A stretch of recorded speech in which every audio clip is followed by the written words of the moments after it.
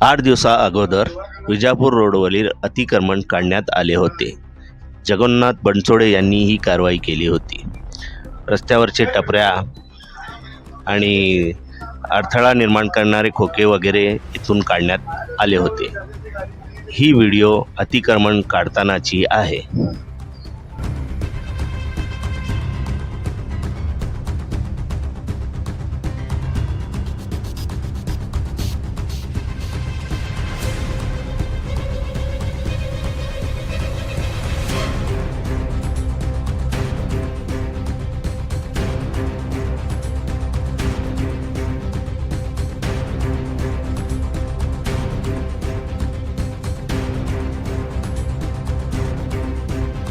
आपण पाहत होतो अतिक्रमण काढतानाचे व्हिडिओ आणि हे आहे अतिक्रमण काढल्यानंतरचे व्हिडिओ.